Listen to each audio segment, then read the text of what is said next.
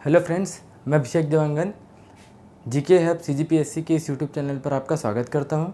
परसों की क्लास में हमने देखा था महानदी बेसिन तक का दंड करने वाले क्षेत्र में कुछ समस्या आ गई थी। वीडियो में रिकॉर्ड नहीं हो पाया था वो वीडियो, इसलिए आज की क्लास को कंटिन्यू करते हुए हम आगे भी देखेंगे और जो पुराना छूटा हुआ है परसों का उसको भी देखेंगे। ठीक है, तो पूर्वी बघेलखंड का पठार वाला हिस्सा हो गया था, जशपुर सामरी पाट प्रदेश हो चुका था, महानदी बेसिन हो चुका था। अगर आपने इस वीडियो को नहीं देखा है तो पुरानी वीडियो में जाकर आप देख सकते हैं। चौथा बचा था, याद रखिएगा, चौथा है दंडकारण्य का पठार। चौथा क्या है? दंडकारण्य का पठार। याद रखिए, ये राज्य के कुल क्षेत्रफल का लगभग 28.91% है और इसका कुल क्षेत्रफल है, इसका दंडकारण्य के पठार का कुल क्षेत्रफल है, याद रखिएगा, इसका है 39,060 वर्ग किलोमीटर। ठीक है, राज्य के कुल क्षेत्रफल का कितना प्रतिशत एरिया कवर करती है? लगभग 28.91%। कितना क्षेत्रफल है? 39,060 वर्ग किलोमीटर।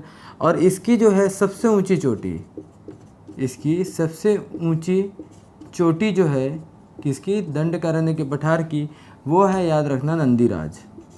वो क्या है? नंदीराज, जिसकी ऊंचाई है 1210 मीटर। ठीक, इसकी ऊंचाई क्या है? 1210 मीटर। ये कुछ फैक्ट थे, याद रखिएगा। ये चारों मैंने आपकी को डिटेल पढ़ाया नहीं है, केवल इतना ही बताया है अभी। पूर्वी बघेलखंड कहाँ पर, उसके कितने भागों में उसको बांटा गया है, प्राकृतिक प्रदेशों को, जिसमें 4 है: पूर्वी बघेलखंड, जशपुर सामरी, महानदी और दंडकारण्य का पठार। डिटेल्ड पढ़ने के लिए लगभग आपको 3 से 4 वीडियो चाहिए। अभी याद रखिए, अगर आप भारत की बात करते हैं, ठीक है, भारत के मैप में आप इसको समझना कि ये कहाँ पर होंगे, क्या होंगे। जैसे मान लो आप ये बात करते हैं, ये है इंडिया, ये वाला क्षेत्र, यहाँ पर आपको मिलेगा, ये क्षेत्र है, ये है अरावली पर्वत। यहाँ पर आपको मिलेगा, ये है मालवा का पठार। ये क्या है? मालवा पठार। ये वाले स्थान अगर आप देखेंगे तो ये है बघेलखंड का पठार। ये क्या है? बघेलखंड का पठार। ठीक है, यहाँ पर आपको ये वाला स्थान मिलेगा, ये है, याद रखिए, कुछ इस प्रकार ऐसे बना रहा हूँ मैं, ये है छोटा नागपुर का पठार। ये क्या है? छोटा नागपुर का पठार। ठीक, इसके नीचे यहाँ पर आप आएंगे तब आपको मिलेगा महानदी बेसिन या छत्तीसगढ़ का मैदान। और यहाँ पर आप आएंगे तो ये वाला स्थान आपको मिलेगा, ये है दंडकारण्य का पठार। दंडकारण्य का पठार। ठीक है, तो मैं क्या बोल रहा हूँ, देखिए, बघेलखंड का पठार और आपका छोटा नागपुर का पठार, महानदी बेसिन और दंडकारण्य, इन चारों क्षेत्रों को मिलाकर ही यहाँ पर बना है छत्तीसगढ़। इन चारों क्षेत्रों को ही मिलाकर कैसा बना है? छत्तीसगढ़। तो जो आप नक्शा देखते हैं कुछ इस प्रकार छत्तीसगढ़ का, कुछ इस प्रकार ऐसे। ठीक है, यहाँ पर याद रखिए, यहाँ पर एक पर्वत है, उस पर्वत का नाम है विंध्य पर्वत। यहाँ पर क्या है? ये है विंध्य पर्वत। जो काम की चीज़ें हैं उसी को देख रहे हैं। तो देखिए, ये वाला हिस्सा बघेलखंड का, ये क्षेत्र छत्तीसगढ़ को मिला, मतलब ये वाला क्षेत्र क्या आ जाएगा? पूर्वी बघेलखंड का पठार। ये क्या हो जाएगा? पूर्वी बघेलखंड का पठार हो जाएगा ये। ठीक है, बघेलखंड का पूर्वी हिस्सा मिला तो पूर्वी बघेलखंड का पठार। और पूर्वी बघेलखंड का पठार किसका हिस्सा है? बघेलखंड का। और बघेलखंड किसका हिस्सा है? विंध्य पर्वत का। तो हम ये बोल सकते हैं कि पूर्वी बघेलखंड का पठार ये हिस्सा है, याद रखिएगा, विंध्य पर्वत का। विंध्य पर्वत का क्या है? ये हिस्सा है। ठीक, दूसरा याद रखिए, छोटा नागपुर का पठार। याद रखिए, छोटा नागपुर का पठार का ये वाला हिस्सा छत्तीसगढ़ को मिला। तो याद रखिए, यहाँ पर इस क्षेत्र में ये पड़ता है आपका छोटा नागपुर का पठार। नाम क्या है? ये वाला स्थान, ये पड़ता है आपको, ये स्थान है जशपुर सामरी पाट प्रदेश।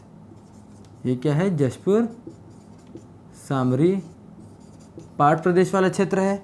और ये किससे मिला है? याद रखिए, किससे बना है? ये है छोटा नागपुर का पठार का हिस्सा है। तो ये देखिए, छोटा नागपुर का पठार का ये वाला क्षेत्र इसमें आया है, छत्तीसगढ़ में। और वहाँ पर क्या है? जशपुर सामरी पाट प्रदेश। तो ये किसका हिस्सा है? ये है, याद रखिएगा, छोटा नागपुर के पठार का हिस्सा है। पठार का हिस्सा है। ठीक, नीचे आपको मिलेगा महानदी बेसिन महानदी बेसिन याद रखिएगा, ये वाला क्षेत्र है महानदी बेसिन है।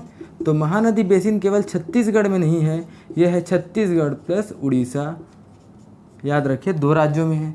चौथा आपको यहाँ पर मिलेगा दंडकारण्य का पठार। दंडकारण्य के पठार याद रखिए, ये दंडकारण्य का पठार केवल छत्तीसगढ़ में नहीं है, ये छत्तीसगढ़ के अलावा है आंध्र प्रदेश और उसके अलावा उड़ीसा, याद रखिए 3 राज्यों में और है। कौन कौन सा? छत्तीसगढ़, आंध्र प्रदेश और उड़ीसा में दंडकारण्य। समझ आया? तो जशपुर सामरीपाट प्रदेश किसका हिस्सा है? ये छोटा नागपुर के पठार का है। और पूर्वी बघेलखंड का पठार किसका हिस्सा है? याद रखिए ये विंध्य पर्वत का हिस्सा है। अब अगर आप इसका देखेंगे, यहाँ से निकलने वाली सभी नदियाँ कहाँ पर बह रही है? ये उत्तर की ओर बह रही है। तो आप ये बोल सकते हैं कि पूर्वी बघेलखंड के पठार का ढाल कहाँ पर है? इसका ढाल है उत्तर की ओर। कहाँ पर हो जाएगा इसका ढाल? उत्तर की ओर, क्योंकि यहाँ से निकलने वाली सभी नदियाँ कहाँ पर जा रही है? सोन नदी से मिल जाती है उत्तर में जाकर। तो इसका ढाल कहाँ पर रहेगा? पूर्वी बघेलखंड का उत्तर की ओर। जशपुर सामरीपाट प्रदेश याद रखिए कुछ इस प्रकार पूर्व से होते हुए दक्षिण होते हुए पूर्व की ओर कुछ इस प्रकार ऐसे बहती है। तो आप ये बोल सकते हैं कि जशपुर सामरीपाट प्रदेश का ढाल है, ये देखिए ये पूर्व में भी है और दक्षिण में भी है। तो आप क्या बोल सकते हैं इसको? दक्षिण पूर्व की ओर क्या है इसका ढाल है। इसका ढाल कहाँ पर होगा? दक्षिण पूर्व की ओर।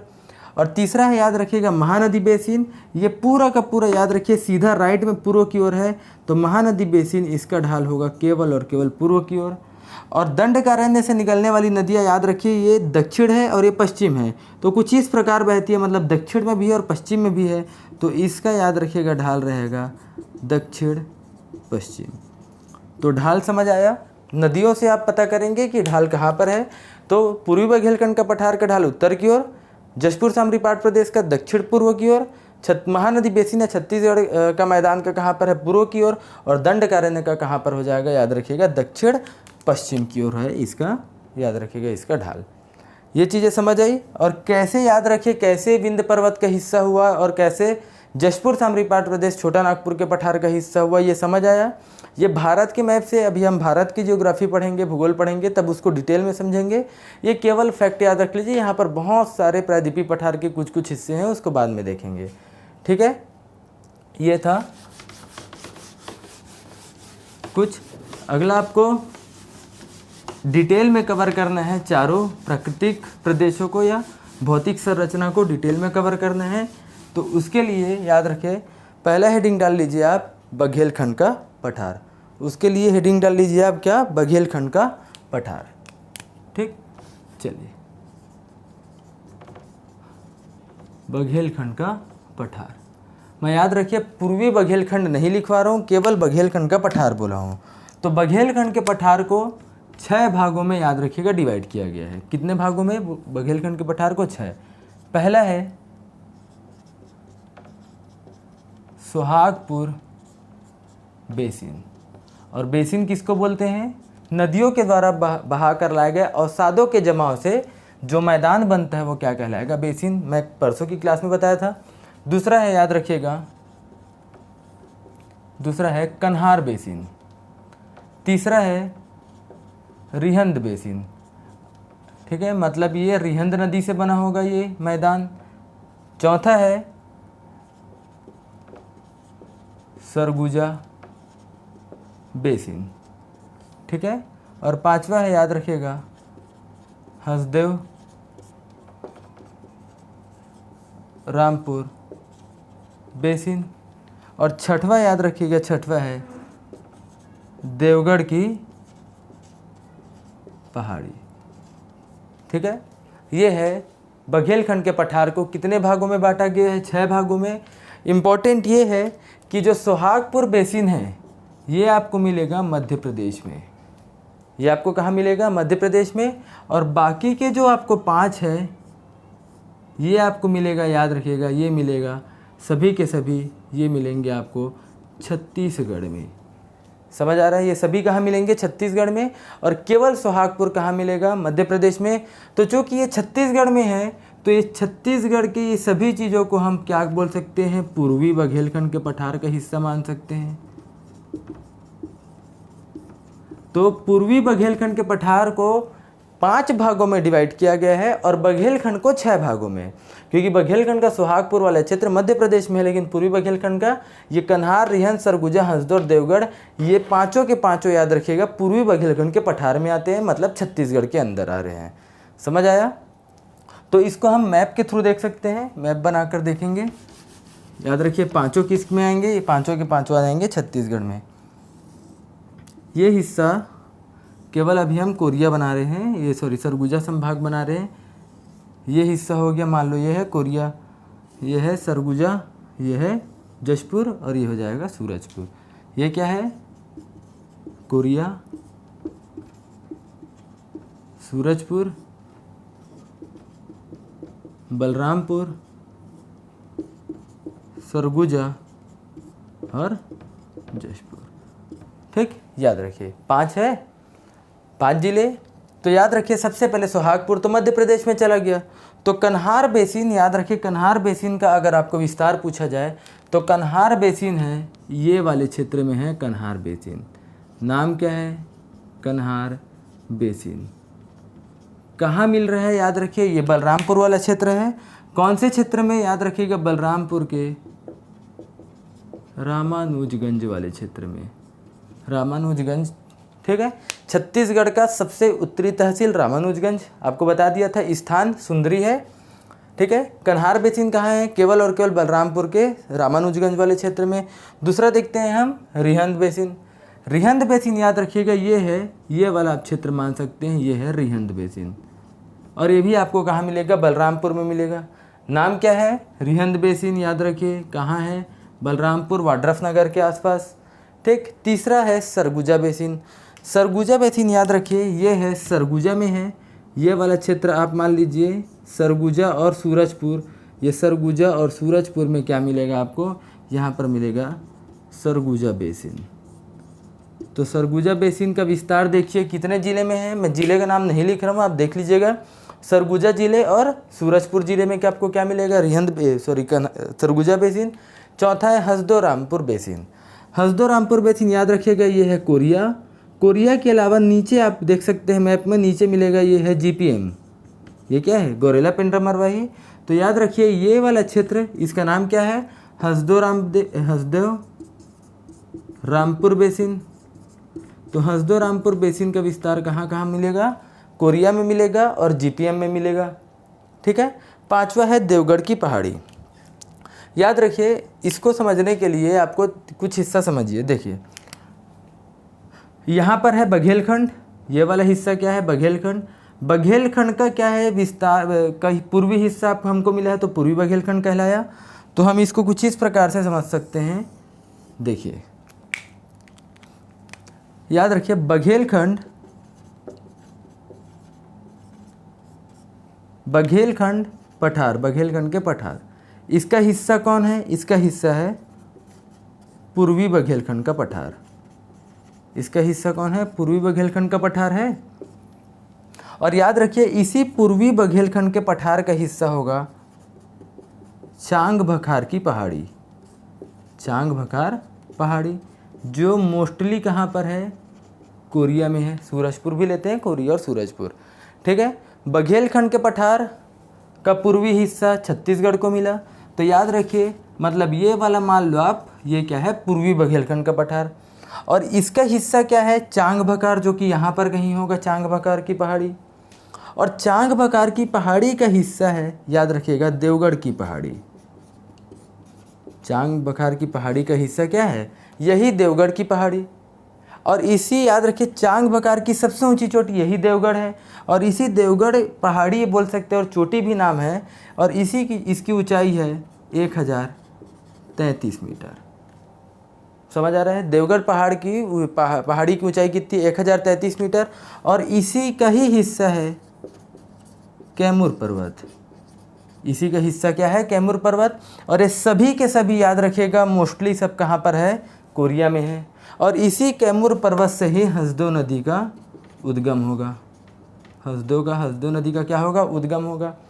तो मैं क्या बोल रहा हूँ? बघेलखंड के पठार का हिस्सा पूर्वी बघेलखंड, उसका हिस्सा चांग भखार की पहाड़ी और उसका हिस्सा देवगढ़ की पहाड़ी और उसका भी हिस्सा है कौन, कैमूर पर्वत। लेकिन अगर आपसे पूछा जाए कि सर्वाधिक देवगढ़ की पहाड़ी का विस्तार कहाँ होगा, कोरिया में होगा। लेकिन आपसे सभी जिले पूछ दिया जाए तो याद रखिए देवगढ़ की पहाड़ी का विस्तार कोरिया के साथ साथ सूरजपुर और सूरजपुर के साथ साथ हो जाएगा, याद रखिएगा, सरगुजा। तो कुछ इस प्रकार आप मान सकते हैं, और इसको आप क्या बोलेंगे, देवगढ़ की पहाड़ी। तो देवगढ़ की पहाड़ी का विस्तार कहाँ कहाँ हो जाएगा, कोरिया के साथ साथ सूरजपुर और उसके साथ साथ क्या जाएगा, सरगुजा। ठीक है, याद रखिए। और ये कितने हो गए, कन्हार basin, Rihand basin, Surguja basin, Hasdeo Rampur basin और एक आता है आपका देवगढ़ पहाड़ी। ठीक है, इतना है। याद रखिए इसी रिहंद बेसिन को सिंगरौल बेसिन के नाम से भी जाना जाता है। इसी रिहंद बेसिन को किस नाम से जाना जाता है, सिंगरौल बेसिन के नाम से भी जाना जाता है, ये याद रखिएगा। ठीक है, रिहंद बेसिन का एक और नाम क्या है, सिंगरौल बेसिन। क्लियर है। तो बघेलखंड के पठार को 6 भागों में, लेकिन छत्तीसगढ़ में केवल 5 मिलेंगे क्योंकि सोहागपुर है मध्य प्रदेश में। इतना समझ आया, कन्हार, रिहंद, सरगुजा, हसदेव और उसके अलावा है आपका देवगढ़ की पहाड़ी। ठीक है, चलिए ये तो हुआ कुछ। ये याद रखिएगा जो देवगढ़ की पहाड़ी है ये बघेलखंड या पूर्वी बघेलखंड के पठार की सबसे ऊंची चोटी है। ठीक है, चलिए रफ कर दो, इसको अच्छे से देखिएगा, लिखिएगा, सभी चीज़ें याद रखना पड़ेगा आपको। इस विस्तार कहाँ कहाँ पर है, कौन कौन से ज़िले में है।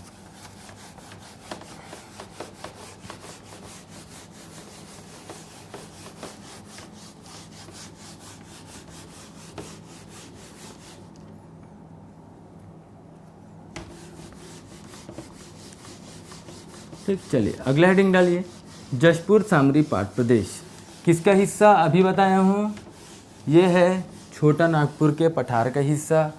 ठीक है, जशपुर सामरी पाट प्रदेश। ठीक है, चलिए अगला हेडिंग डालिए, जशपुर सामरी पाट प्रदेश। जशपुर सामरी पाट प्रदेश, मैं बताया था इस पाट प्रदेश का नाम जशपुर सामरी पाट प्रदेश क्यों पड़ा है। जशपुर छत्तीसगढ़ की या छत्तीसगढ़ का सबसे बड़ा पाट जशपुर पाट, और छत्तीसगढ़ की सबसे ऊंची चोटी ऊंचा पाट कौन सा हो जाएगा, सामरी पाट। छत्तीसगढ़ का सबसे बड़ा पाट जशपुर पाट और छत्तीसगढ़ का सबसे ऊंचा पाट होगा सामरी पाट। दोनों एक ही स्थान पर है, इसलिए नाम क्या मिल गया उसको, जशपुर सामरी पाट प्रदेश। ठीक, इसमें कई सारे स्थान हैं, देखिएगा मैप से समझिएगा आप इसको। ठीक, ये वाला ये मैं बना रहा हूँ केवल सरगुजा संभाग को बना रहा हूँ। ठीक है, कोरिया से मतलब नहीं है। ये वाला स्थान क्या है, कोरिया, क्योंकि कोरिया में तो जशपुर सामरी पाट प्रदेश पाया ही नहीं जाता। कहाँ कहाँ है मैं बताया हूँ, पूरा जशपुर वाले क्षेत्र में, सरगुजा का मैन पाट और सीतापुर वाला क्षेत्र। बलरामपुर का कौन कौन सा क्षेत्र आ जाएगा, सामरी और कुसमी तहसील। कितने क्षेत्र याद रखिएगा, राज्य के कुल क्षेत्रफल का कितना प्रतिशत है, 4.59% एरिया है। यहाँ पर मिलेगा सरगुजा और ये वाला है जशपुर। ये क्या है, जशपुर, और ये क्या है, सरगुजा। ऐसे देखे हैं। ठीक, ये है सरगुजा, ये वाला क्या है, सरगुजा है, और ये वाला स्थान क्या है, जशपुर। और यहाँ पर क्या मिलेगा आपको, ये है सूरजपुर और ये है बलरामपुर। ठीक, 5 जिले हैं सरगुजा संभाग में। सबसे पहले देखिए जशपुर सामरी पाट प्रदेश। ढाल आपको बता दिया हूँ, ढाल कहाँ पर होगा इसका, दक्षिण पूर्व की ओर। हिस्सा किसका हो जाएगा, हिस्सा है ये छोटा नागपुर के पठार का। समझते जाइए अच्छे से। यहाँ पर क्षेत्र को हमने छोड़ा था। ठीक है, तो इस वाले क्षेत्र में, ये वाले क्षेत्र पूरा जशपुर वाला क्षेत्र है। तो याद रखिए पहली बात, इसका विस्तार देखिए, इसका विस्तार ऐसे है, ऐसे है, मतलब ये पूरे के पूरे क्षेत्र में यहाँ से लेकर यहाँ तक आपको क्या मिलेगा, जशपुर सामरी पाट प्रदेश। ठीक, यहाँ से लेकर पूरा का पूरा ये क्षेत्र क्या मिलेगा आपको, जशपुर सामरी पाट प्रदेश। तो यहाँ तक का क्षेत्र, ये वाला जो क्षेत्र है यहाँ तक का, ये कहलाता है मैन पाट। मैं भी आपको बताया हूँ मैन पाट जशपुर सामरी पाट प्रदेश का हिस्सा है। ठीक। और इस मेन पार्ट की ऊंचाई है 1152 मीटर। इस मेन पार्ट की ऊंचाई कितनी है? 1152 मीटर। ठीक। दूसरा आप देखेंगे जो सीतापुर से शुरू होकर कुछ हिस्सा बलरामपुर तक जाएगा। याद रखिए ये वाला स्थान आप पूरा का पूरा मेन पार्ट यहाँ तक ले सकते हैं, ये वाला स्थान मेन पार्ट तक। दूसरा आता है, याद रखिए, जो यहाँ से शुरू होगा और कुछ स्थान तक इस प्रकार ऐसे रहेगा और इसका नाम है याद रखिएगा जारंग पाट। तो जारंग पाट एक्चुअल में याद रखिए ये कुछ हिस्सा सरगुजा में भी है और बलरामपुर में है, लेकिन अगर आपसे पूछा जाए कि एग्जैक्ट पूछा जाए कौन से ज़िले में है तो आपको लगाना है बलरामपुर। ठीक है, जारंग पाट आपको क्या लगाना है? बलरामपुर में लगाना है। ठीक है, कौन सा? जारंग पाट। तीसरा आप आएंगे तो याद रखिए यहाँ पर आपको मिलेगा ये वाला क्षेत्र, ये वाला आपको क्षेत्र मिलेगा। ये क्षेत्र है, याद रखिए, इसको बोलते हैं सामरी पाट। नाम क्या है? सामरी पाट। इसी सामरी पाट को 2 भागों में बांटा गया है। सामरी पाट को कितने भागों में बांटा गया है? 2 भागों में। कौन कौन सा हिस्सा है सामरी पाट का? इसके पश्चिमी हिस्से को कहा जाता है लहसन पाट। ठीक है, और इसके पूर्वी हिस्से को कहा जाता है जमीर पाट। इसका जमीर पाट, सामरी पाट का कौन सा हिस्सा? याद रखिएगा पश्चिमी क्षेत्र, और ये वाला कौन सा? पूर्वी क्षेत्र। ठीक, तो इसके कुछ इस प्रकार से ऐसे है, ऐसे। ठीक है, तो याद रखिए, तो ये वाला क्षेत्र क्या कहलाया? ये कहलाया, ये है लहसन पाट। ये क्या कहलाएगा? लहसन पाट। और ये वाला क्षेत्र क्या कहलाएगा? ये कहलाएगा जमीर पाट। ये क्या कहलाएगा? जमीर पाट। समझ आ रहा है?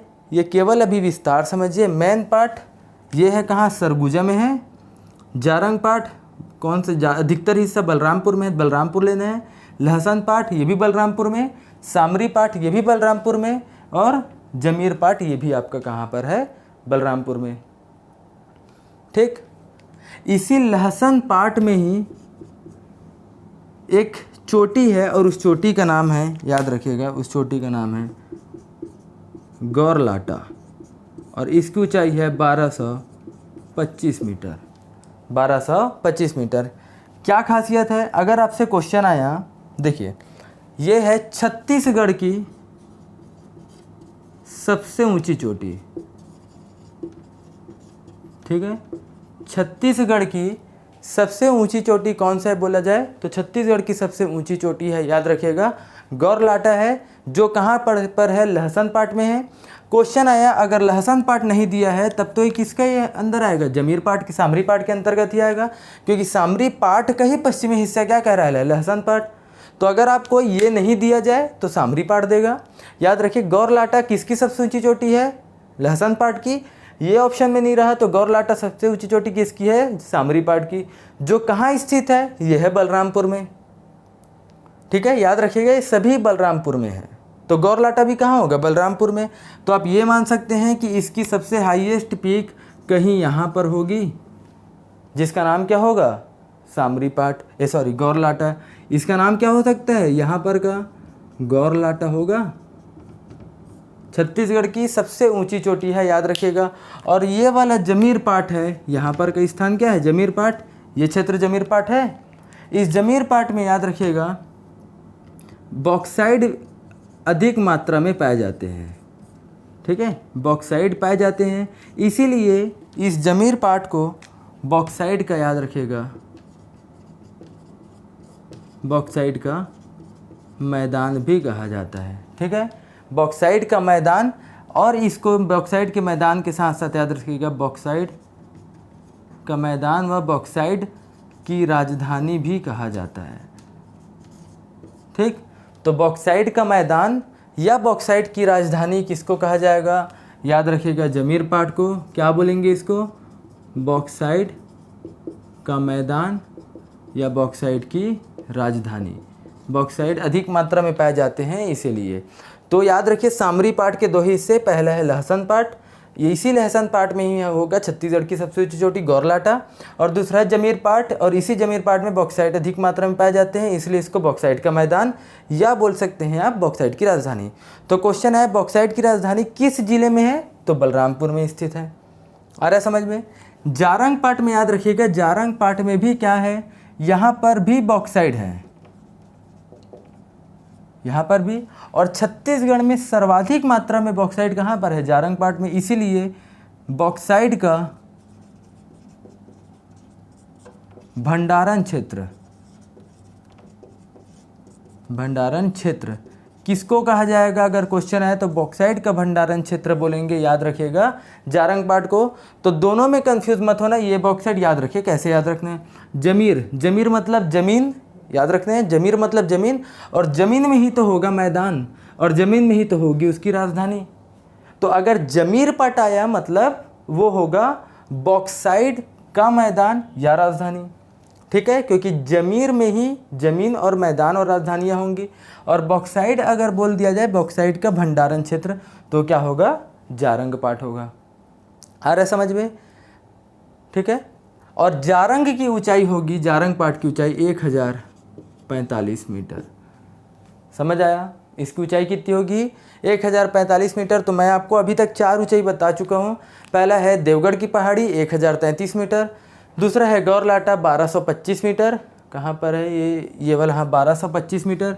तीसरा है याद रखिएगा मैन पार्ट 1152 मीटर, और चौथा है जारंग पार्ट 1145 मीटर। ये सभी चीज़ें याद रखनी है। और ये तो हो गया आपका ये वाला क्षेत्र। अब है जशपुर सामरी पाट प्रदेश। जशपुर सामरी पाट प्रदेश में सामरी देख लिए। देखिए सामरी सबसे ऊंचा पार्ट बताया था, और क्योंकि सबसे ऊंचा पार्ट क्यों और है, इसीलिए इसी के ऊपर में ही क्या है, गौरलाटा है, छत्तीसगढ़ की सबसे ऊंची चोटी, ठीक है। ये वाला स्थान है, यहाँ पर मिलेगा, ये क्षेत्र है, याद रखिएगा, ये है पंडरा पाट।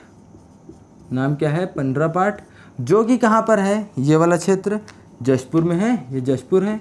तो पंडरा पाट कहाँ होगा, पंडरा पाट होगा जशपुर में। और ये पूरा का पूरा क्षेत्र क्या कहलाएगा, ये पूरा कंप्लीट ये क्षेत्र यहाँ से लेकर यहाँ तक ये कहलाएगा, याद रखिएगा, ये होगा जशपुर पाट। नाम क्या हो जाएगा, जशपुर पाट। और इसी पंडरा पाट से ही केलो नदी, इब नदी का उद्गम होगा, ठीक है। उसको बाद इब नदी कन्हार नदी का उद्गम होगा, उसको बाद में देखेंगे, ठीक है। जशपुर पाट छत्तीसगढ़ का देखिए कितना बड़ा पाट है ये, इसीलिए छत्तीसगढ़ का सबसे बड़ा पाट क्या हो जाएगा, जशपुर पाट। और छत्तीसगढ़ का सबसे बड़ा पाट हो जाएगा जशपुर पाट। और छत्तीसगढ़ का सबसे ऊंचा पाट क्या है, सामरी पाट। देख रहे हैं, ऊंचा है, गौरलाटा है इसमें, और सबसे बड़ा है जशपुर, इसलिए इस पाट प्रदेश का नाम क्या पड़ गया है, जशपुर सामरी पाट प्रदेश, ठीक है। याद हो रही है। चलिए अगला देखते हैं, याद रखिएगा। तो याद रखिए जमीर पाट क्या बोला मैं, बॉक्साइट का मैदान या बॉक्साइट की राजधानी। बॉक्साइट का भंडारण क्षेत्र आपको बोला जाए तो जारंग पाट आ जाएगा, ठीक है। चलिए अब देखते हैं मैन पाट को, ठीक। मैन पार्ट को देखते हैं।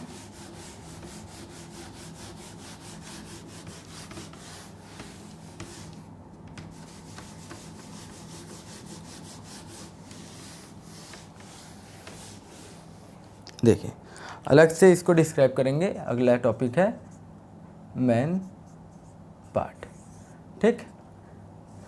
क्या क्या याद रखना है मैन पार्ट में, देखिए पहली बात, इसकी ऊंचाई 1152 मीटर, 1152 मीटर इसकी ऊंचाई। और क्या याद रखना है क्या है मैन पार्ट, ये है सरगुजा में, सरगुजा में, ठीक।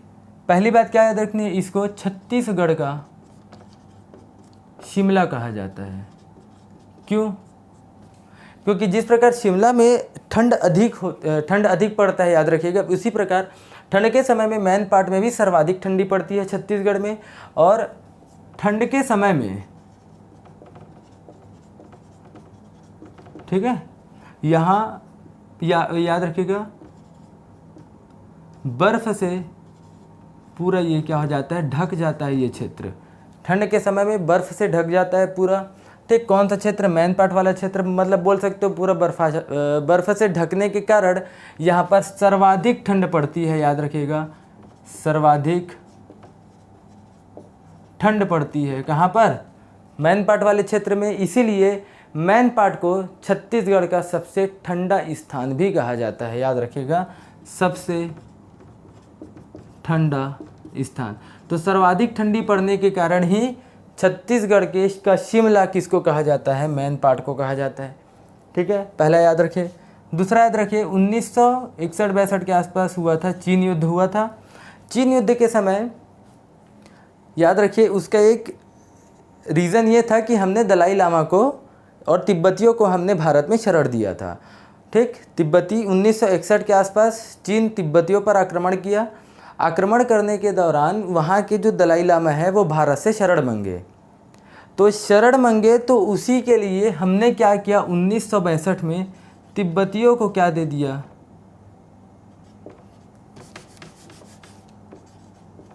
तिब्बती को क्या दिए? हम शरण दिए। कहाँ दिए? इसी मैन पार्ट में ही हम शरण दिए। ठीक है, कब? 1962 में।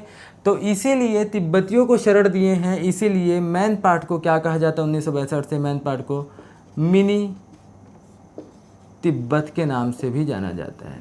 समझ आ रहा है? मिनी तिब्बत किसको बोलेंगे? मिनी तिब्बत बोलेंगे मैन पार्ट को। क्यों? क्योंकि हमने 1962 में भारत चीन युद्ध के दौरान तिब्बतियों को दलाई लामा के कहने पर क्या किया था? यहाँ पर शरण दिया था। याद रखिए। ठीक है, तीसरा याद रखना है मैन पार्ट में आपको, इसकी ऊंचाई तो हो गई, याद रखिए इसी मैन पार्ट पे ही में आपको मिलेगा इको पॉइंट। क्या क्या मिलेगा? Echo point,